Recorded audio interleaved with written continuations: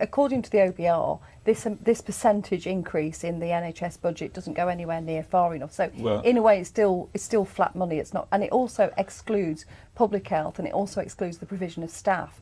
And two issues are really prominent in the NHS to resolve. One is funding, and the second is staff. Plus, we've got a shortage of 16,000 staff inside the NHS, and this money is not there to recruit extra staff. It's not there to, you know, to develop talent in the pipeline, to produce nurses and midwives and doctors, etc. And that is a key issue. It doesn't matter how much money you put into the system, if you haven't got the right staff, if you haven't got the right person in the right place at the right time, you can't deliver the healthcare. I would agree that we need to have a wide-ranging conversation, that we need to look at decriminalisation. The cost of this in the justice system is £300 million a year. The potential tax revenue is £3.5 billion.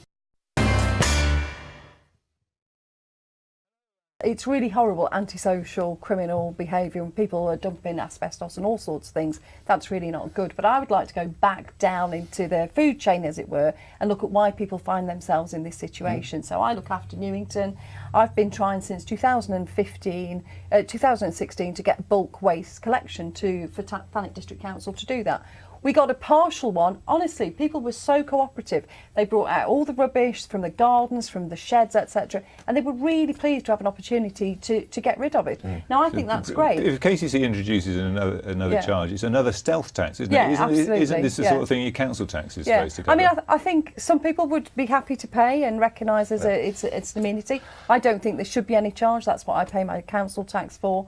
But I'm really concerned that we've got, you know, people that haven't got the income to pay for this. We've got the elderly that can't necessarily move stuff. And one of the things, just to go back to that bulk waste collection, what was really good about it was the sense of community. People were actually genuinely pleased and excited to be getting rid of stuff. If we give people the opportunity to be tidy, and it's also about recycling, you know, there's an opportunity here to recycle stuff.